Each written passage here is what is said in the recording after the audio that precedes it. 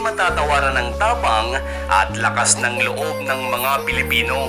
Ito ang pinatunayan ng mga sundalong Pilipino sa nangyaring bakbakan sa Battle of Yultong noong 1951 nang tulungan ng ating bansa ang South Korea noon upang huwag silang masakop ng mga komunismong bansa katulad ng China at ng North Korea. Kahit na lamang sa bilang ang mga kalaban ay hindi na tinagang puso ng mga bayaning sundalo at kahit pa ang bilang ng mga sundalong Pinoy noon ay nasa mahigit 1,000 lamang samantalang ang bilang ng mga kalaban ay umabot sa 40,000 ay hindi pa rin umatras sa mga Pinoy at nakipaglaban pa rin hanggang sa wakas. Dahil nga sa kanilang katapangan ay maniwala man kayo o hindi, ang napakaraming bilang ng mga kalaban nila noon ay umatras ng sapilitan. Kung pag-aaralan natin ang mga importanteng pangyayari na nangyari sa ating mundo ay makikita natin na ang mga naganap na digmaan ang may pinakamalaking ambag sa ating kasaysayan. Ang bawat bansa ay tumaan sa digmaan. Ang iba ay nakipaglaban at nakipagdigma upang depensahan ang kanilang teritoryo laban sa mga kaaway. Ang iba naman ay nagpunta sa ibang bansa upang magbigay ng tulong at saklolo. Ito ang naging papel ng Pilipinas noon, ang tumayo at lumaban sa tabi ng South Korea habang hinaharap ng bansang ito ang isa sa pinakamalaking crisis noong taong 1950. Noon kasing June 25, 1950 ay ang araw kung kailan sinimulang sugurin ng North Korea kasama ang China at Soviet Union ang South Korea upang mapasakaman nila ang Seoul na siyang capital city nito. Mahigit kumulang 75,000 na mga sundalong galing North Korea ang sumugod noon sa South Korea at dahil hindi pa ganoon kalakas ang pwersa ng bansang South Korea noon ay napilitan silang humingi ng saklolo o tulong sa United Nations. Bilang pagtugon sa South Korea ay nagpadala naman agad ng military forces ang UN upang pigilan ang pagsakop ng mga komunistang bansa sa South Korea.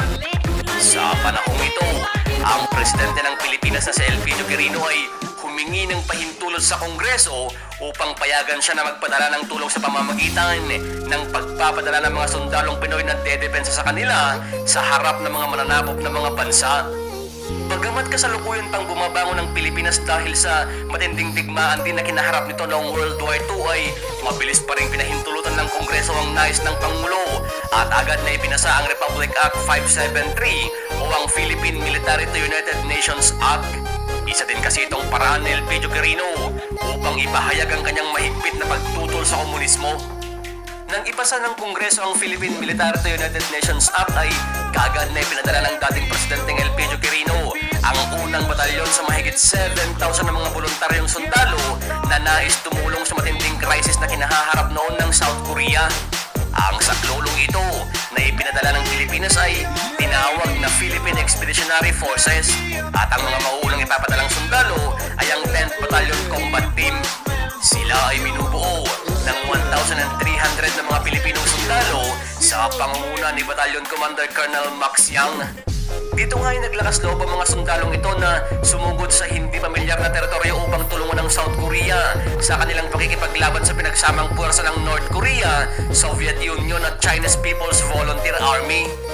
April 22, 1951 ay dito nga nasaksihan at nakipaglaban sila para sa isa sa mga pinakamakasaysayang tagumpay sa Korean War na kilala rin bilang The Battle of Yultong.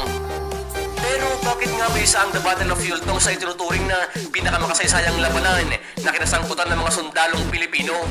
Noong gabi ng araw na yon, April 22, 1951, ang 10th Battalion Combat Team ng Pilipinas at ang 65th Infantry Regiment ng Estados Unidos ay nakaposisyon sa Yeonchun nang harapin nila ang napakaraming bilang at puwersa ng pinagsamang People's Volunteer Army ng China at ng North Korea.